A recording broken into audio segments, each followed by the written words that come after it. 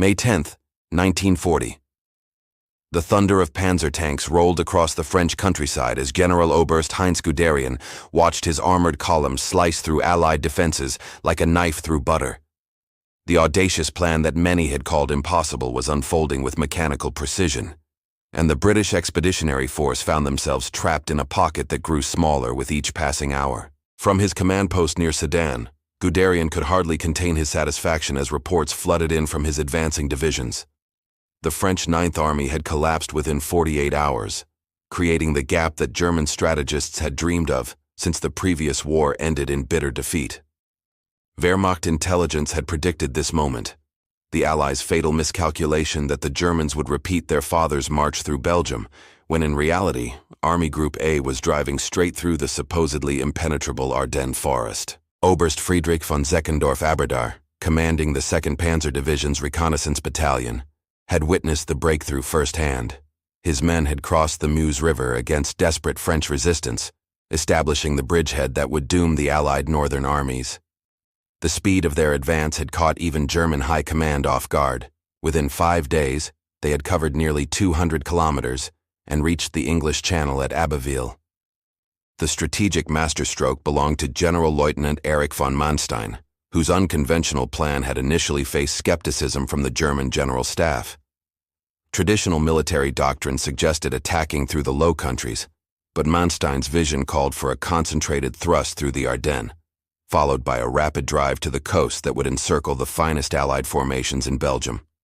According to Wehrmacht archives examined by historian Karl-Heinz Frieser in the Blitzkrieg legend, this audacious strategy transformed what could have been another prolonged Western Front stalemate into Germany's most spectacular military victory. As May 20th dawned, German spearheads had successfully reached Abbeville, effectively cutting off the British Expeditionary Force, French First Army, and Belgian forces from their supply lines and reinforcements. The pocket containing nearly 400,000 Allied troops was forming exactly as German planners had envisioned, though few had dared hope for such complete success so quickly. General Oberst Gerd von Rundstedt, commanding Army Group A, received constant updates from his advancing corps commanders. The British were retreating toward the Channel ports, Calais, Boulogne, and Dunkirk, in what appeared to be a desperate attempt to establish defensive positions. German intelligence suggested the Allies hoped to maintain a foothold on the continent, but Rundstedt's staff calculated that their supplies and ammunition would be exhausted within days. The psychological impact on German forces was electrifying. Soldiers who had grown up hearing stories of their fathers grinding battles in the trenches of the Great War now witnessed their enemies fleeing before them in apparent panic. Wehrmacht morale reached heights not seen since the early victories in Poland, and even seasoned officers began to believe that this war might be won within months, rather than years. Yet beneath the euphoria, some German commanders harbored concerns about their rapid advance. Supply lines stretched increasingly thin as armored spearheads outpaced their logistical support, and several panzer divisions reported significant mechanical breakdowns. The speed that had made their breakthrough possible now threatened to become a liability as they approached the final phase of the encirclement operation against an enemy that grew more desperate with each passing hour. May 24th, 1940.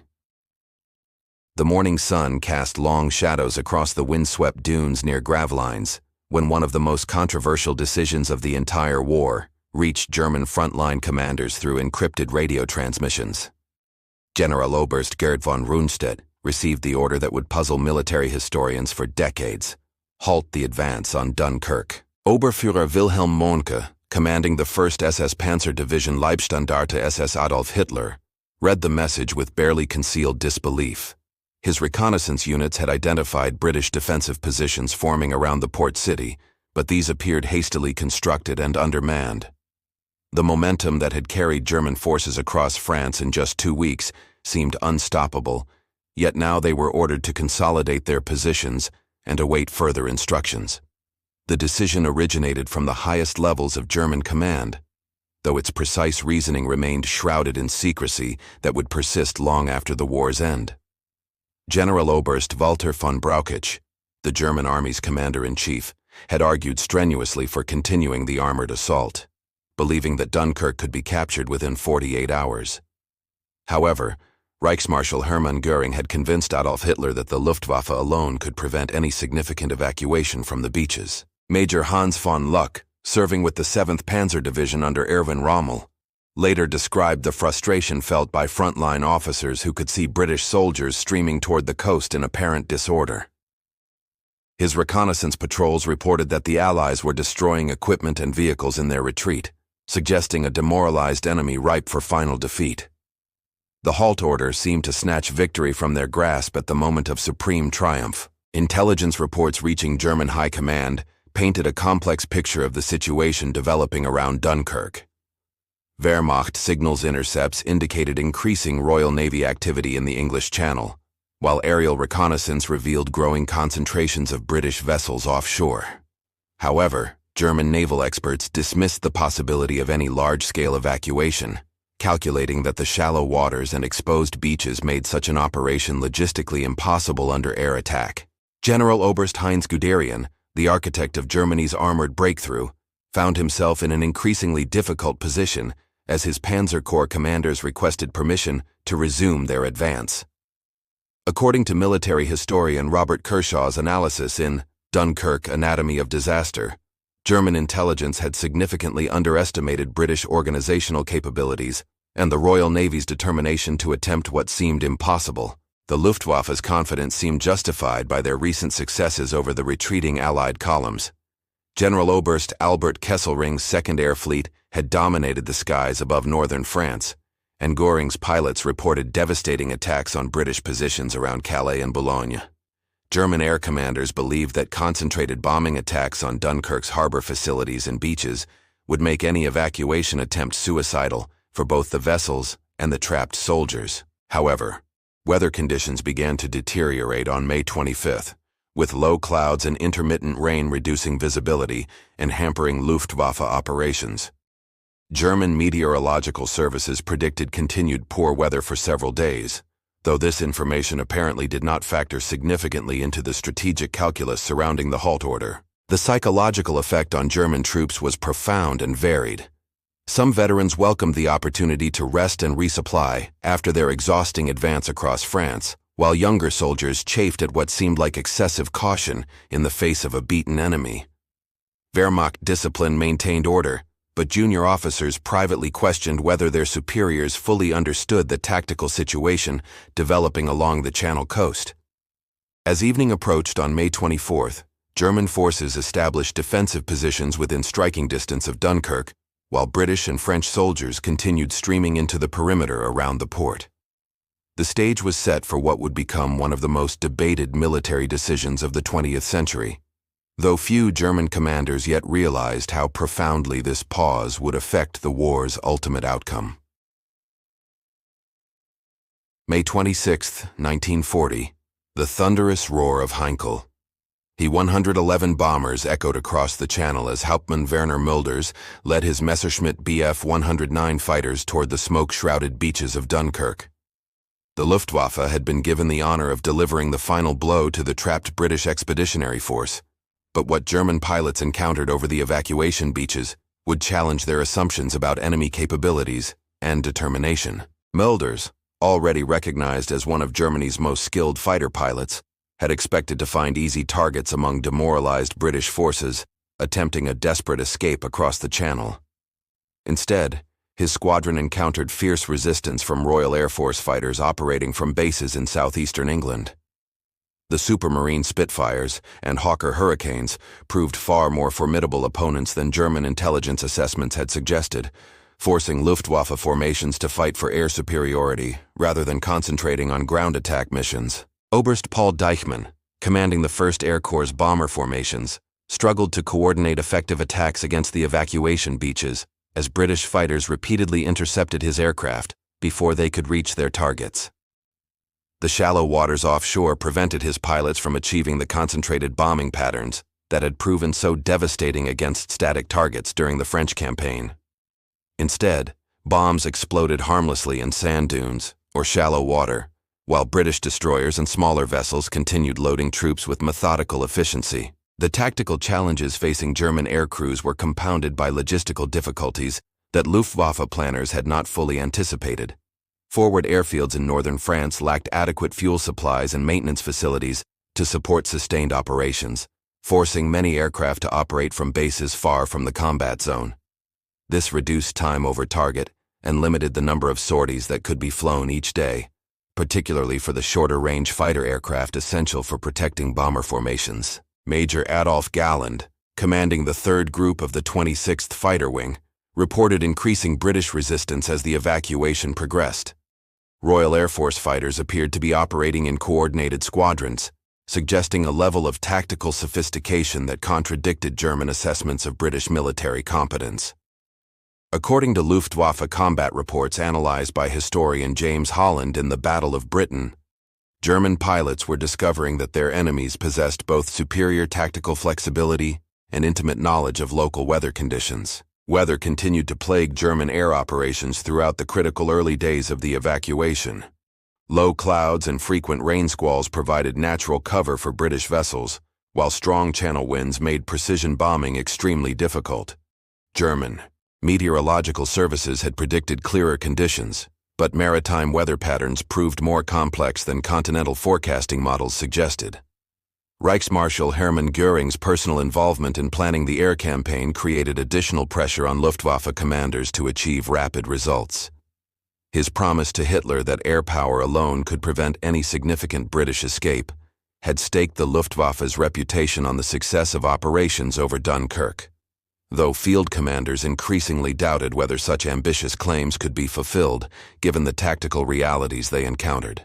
The Royal Navy's response to German air attacks demonstrated organizational capabilities that Wehrmacht intelligence had seriously underestimated. British destroyers and smaller vessels employed sophisticated evasive maneuvers and coordinated anti-aircraft fire that made them far more difficult targets than German pilots had expected. Captain Helmuth Brinkmann, serving aboard a German naval observation post near Calais, reported that British seamanship appeared to be of remarkably high quality, despite the chaotic conditions surrounding the evacuation. As evening fell on May 26th, German air crews returned to their bases with mixed reports of their achievements. While several British vessels had been damaged or sunk, the evacuation appeared to be proceeding far more successfully than Luftwaffe planners had predicted. The beaches remained crowded with Allied soldiers, but organized formations of troops continued boarding vessels throughout the day, despite repeated bombing attacks.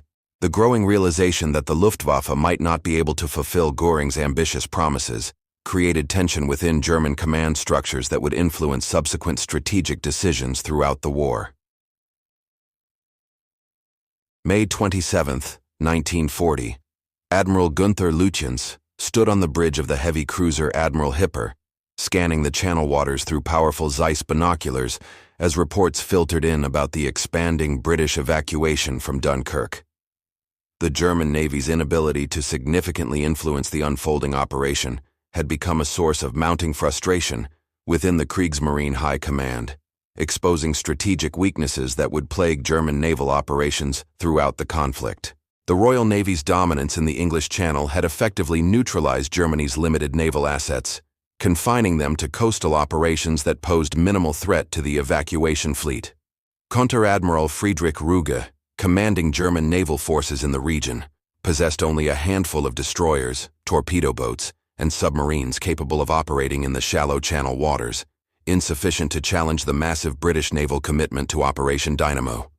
Kapitän-Leutnant Otto Kretschmer, commanding the submarine U-23, had attempted to penetrate British screening forces protecting the evacuation routes, but found the waters too shallow for effective submarine operations.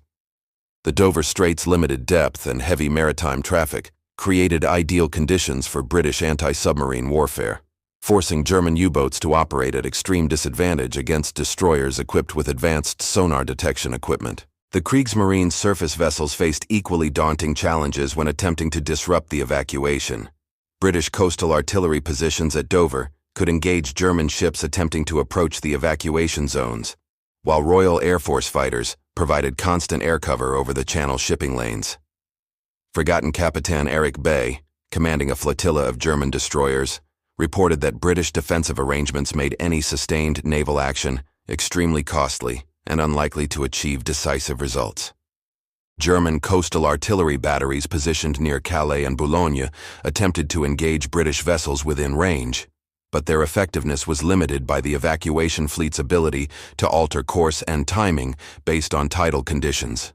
Oberst Friedrich August von der Heydte, observing the bombardment from his paratroop positions near Calais, noted that British ships demonstrated remarkable seamanship in navigating the complex tidal patterns while maintaining their evacuation schedules. Mine warfare represented Germany's most effective naval contribution to the Dunkirk operation, though even this proved insufficient to halt the British evacuation. German mine layers had successfully planted extensive minefields across likely evacuation routes, and these weapons did claim several British vessels during the operation. However, Royal Navy minesweepers working with exceptional courage under fire managed to clear sufficient channels to maintain the evacuation flow, according to historian Nicholas Harman's research documented in Dunkirk, The Necessary Myth. The contrast between German and British naval capabilities during the Dunkirk operation highlighted fundamental differences in maritime strategy and preparation.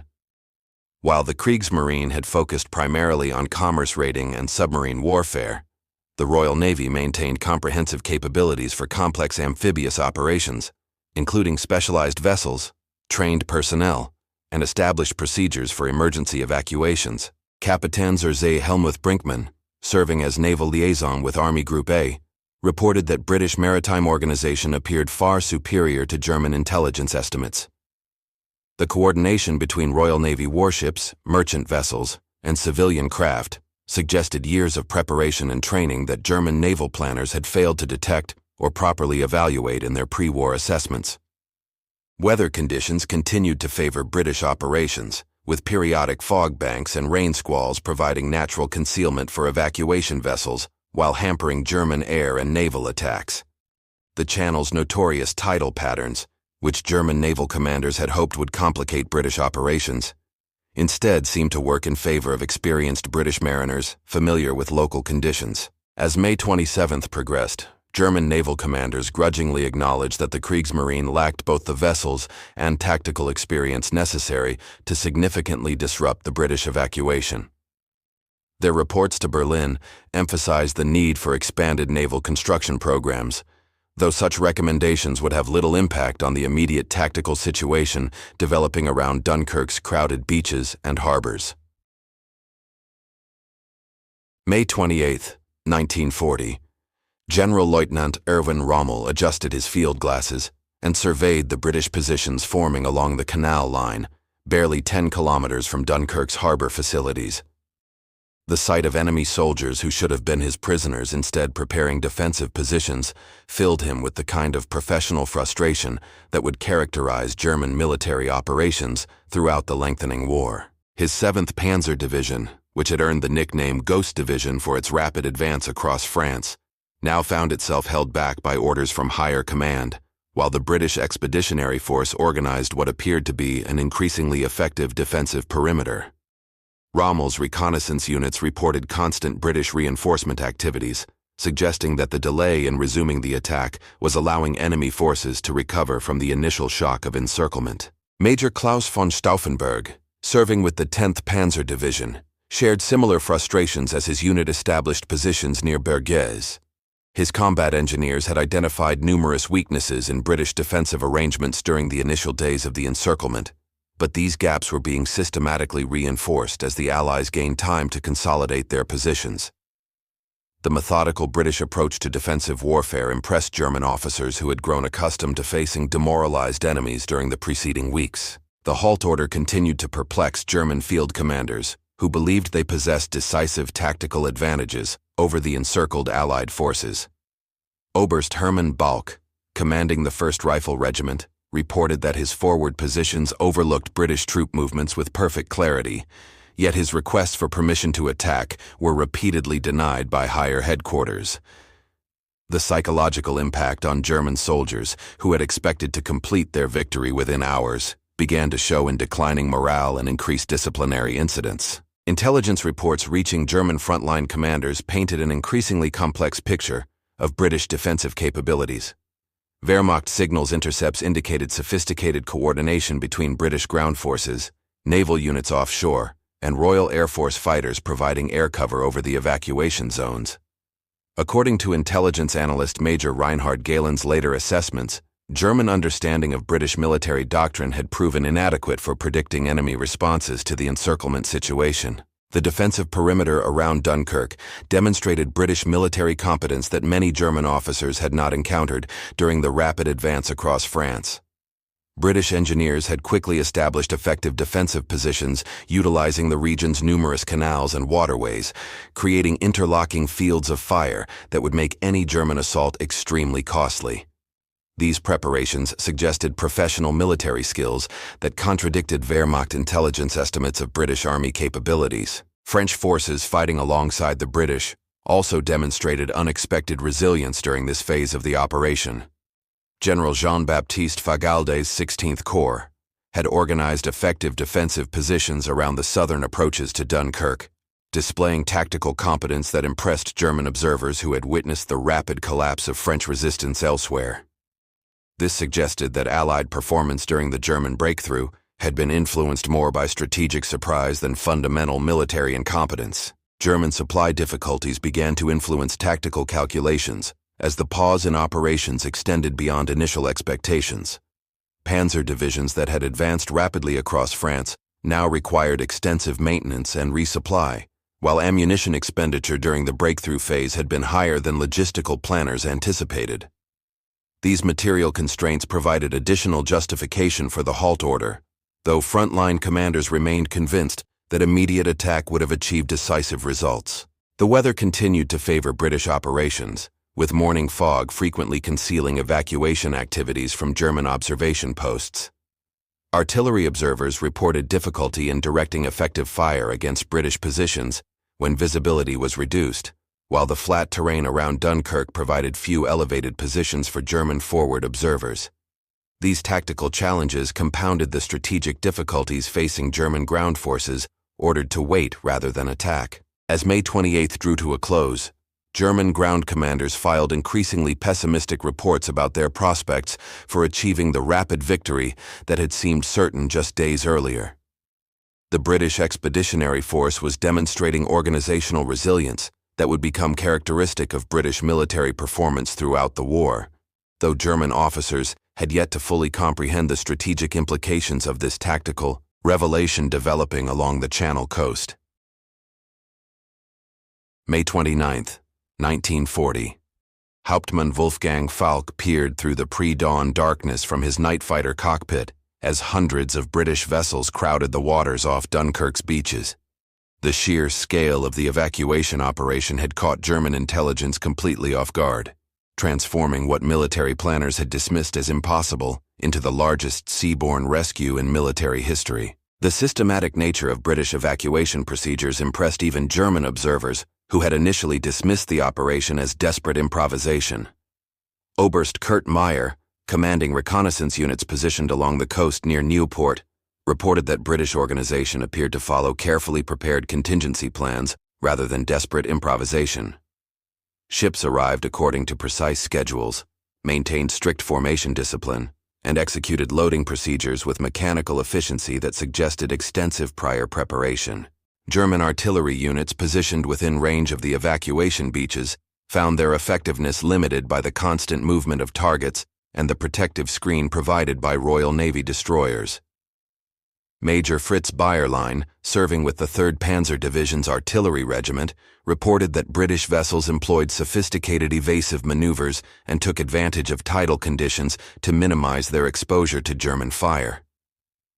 Counter-battery fire from British naval guns also proved remarkably accurate, forcing German artillery positions to relocate frequently. The diversity of vessels participating in the evacuation operation astounded German naval observers who had calculated British shipping capacity based solely on military vessels. Captain Lieutenant Herbert Schulze, monitoring British communications from his coastal observation post, identified everything from destroyers and cruisers to fishing boats and pleasure craft participating in the rescue operation. This unprecedented mobilization of civilian maritime resources demonstrated organizational capabilities that German planners had never considered possible. Luftwaffe attempts to disrupt the evacuation continued to face determined Royal Air Force resistance that prevented German bombers from achieving the concentrated attacks necessary to halt British shipping. Oberst Werner Junk, commanding the 2nd Fighter Wing, reported increasingly sophisticated British fighter tactics that suggested careful study of German operational methods. Royal Air Force pilots appeared to understand Luftwaffe formations and attack patterns, enabling them to position their fighters for maximum effectiveness against German bomber formations. The weather continued to provide natural protection for British operations, with frequent cloud cover and rain squalls reducing visibility and hampering German air attacks. Meteorological conditions in the Channel proved far more variable than German forecasting services had predicted, creating tactical opportunities for British forces familiar with local weather patterns. According to historian Hugh Sebag Montefiore's research in Dunkirk, Fight to the Last Man, these environmental factors played a crucial role in the evacuation success. British defensive positions around the Dunkirk perimeter continued to strengthen as the evacuation progressed, with French forces under General Fagalde demonstrating particular determination in holding the southern approaches to the port. German assault units reported increasingly effective British artillery fire and coordinated infantry tactics that made any advance extremely costly.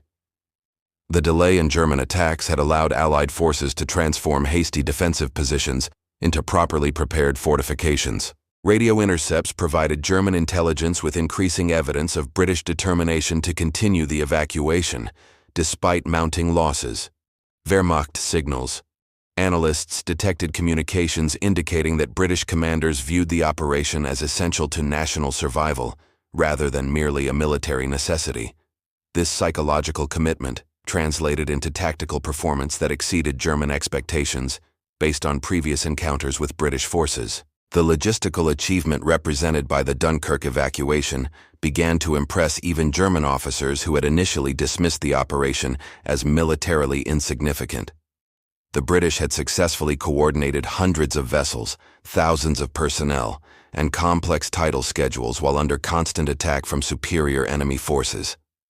Such organizational competence suggested strategic capabilities that German planners had seriously underestimated in their pre-war assessments of British military potential. As May 29 concluded, German commanders faced the uncomfortable realization that their trapped enemies were successfully escaping in numbers far greater than anyone had thought possible. The evacuation that Göring had promised to prevent was accelerating beyond German ability to halt it, creating strategic implications that would influence the remainder of the war. May 30, 1940, General Feldmarschall Walter von Brauchitsch arrived at Army Group A headquarters near Charleville, with orders to assess why the supposedly trapped British Expeditionary Force continued to escape across the Channel in ever-increasing numbers. The German Army's commander-in-chief found his field commanders struggling to explain how certain victory had transformed into strategic frustration within less than a week. The intelligence briefings presented to Brauchitsch revealed fundamental miscalculations in German strategic planning that extended far beyond the immediate tactical situation at Dunkirk.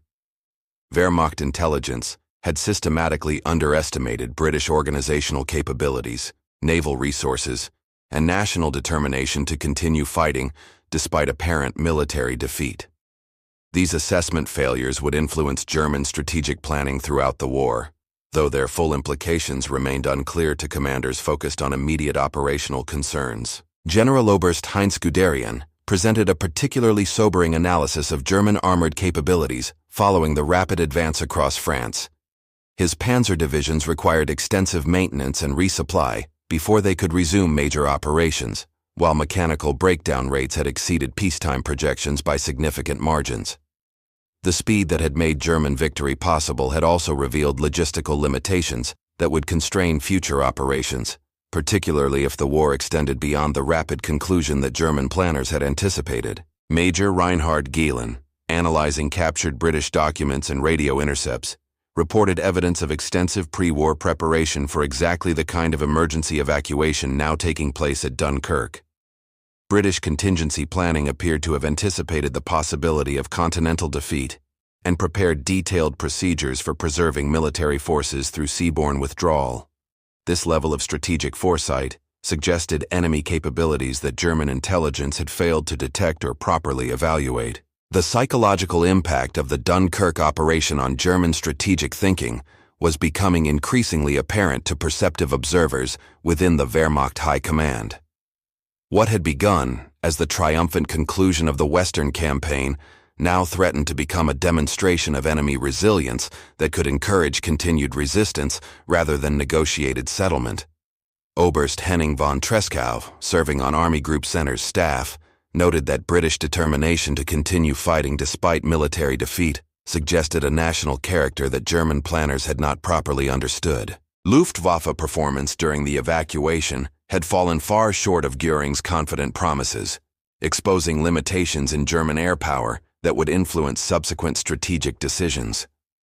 Weather conditions, British fighter resistance, and logistical constraints had prevented the concentrated bombing campaign necessary to halt the evacuation, while Luftwaffe losses over Dunkirk were beginning to affect pilot training programs and aircraft production schedules. According to historian Richard Overy's analysis in The Battle of Britain, German air commanders were discovering that their force structure optimized for continental warfare was inadequate for sustained operations over water against determined naval opposition. The Royal Navy's performance during the evacuation demonstrated maritime supremacy that posed long-term strategic challenges for German war planning. British naval officers had successfully coordinated complex multi-vessel operations under fire while maintaining strict schedules and formation discipline that impressed even German observers. This competence suggested that any future German operations requiring sea control would face far more determined opposition than Wehrmacht planners had anticipated. French military performance during the final phase of the Dunkirk operation also provided sobering insights into enemy capabilities when properly led and positioned for defense. General Fagalde's forces had demonstrated tactical skill and determination that contradicted German assumptions about French military morale following the rapid breakthrough. These observations suggested that enemy collapse might be less complete than German propaganda claimed, though such assessments remained classified within Wehrmacht intelligence circles. The strategic implications of allowing the British Expeditionary Force to escape were beginning to concern far-sighted German officers who understood that trained professional soldiers represented irreplaceable assets for continued British resistance. While German propaganda emphasized the equipment losses suffered during the evacuation, military professionals recognized that experienced personnel could be re-equipped more easily than new formations could be trained and organized for combat effectiveness. As May 30th progressed, German High Command faced uncomfortable questions about strategic assumptions that had guided their planning for the Western campaign. The victory that had seemed so complete just days earlier now appeared to have preserved the core of British military resistance while demonstrating German limitations in conducting operations beyond continental Europe. These lessons would influence subsequent German strategic decisions, though their full significance remained hidden beneath the euphoria of tactical success in France. June 4, 1940. As the last British destroyers disappeared beyond the horizon carrying the final evacuees from Dunkirk's smoke-shrouded beaches, General Oberst Gerd von Rundstedt stood among the abandoned equipment littering the sand dunes and contemplated one of the most significant strategic miscalculations in military history. The German victory that should have ended British resistance had instead provided the foundation for years of continued warfare.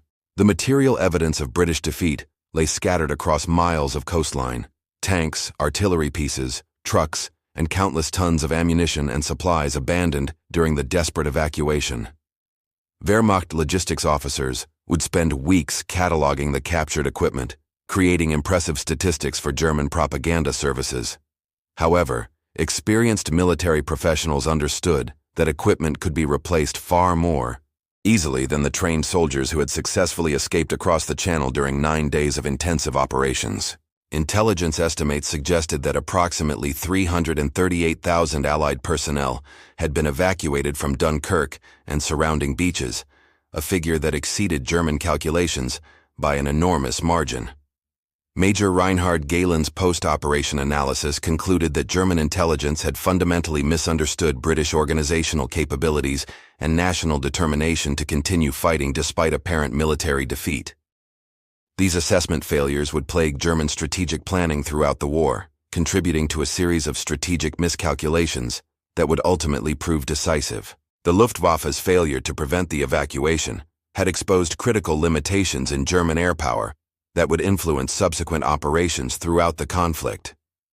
Reichsmarschall Göring's confident promises had proven impossible to fulfill, undermining his credibility within German high command and highlighting the dangers of over-reliance on air power for achieving strategic objectives. According to historian James Holland's research in The Battle of Britain, German air commanders learned costly lessons about conducting sustained operations over water against determined opposition equipped with modern fighter aircraft. Naval aspects of the Dunkirk operation revealed the enormous strategic significance of maritime supremacy in any conflict involving Britain. The Royal Navy had demonstrated organizational capabilities and professional competence that far exceeded German intelligence estimates, successfully coordinating hundreds of vessels in complex operations while under constant attack.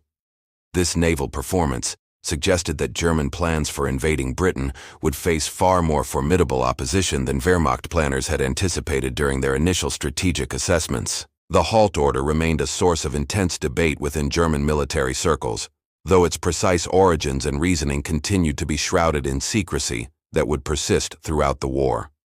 Many field commanders remained convinced that immediate continuation of the armored advance would have captured Dunkirk before British evacuation preparations could be completed.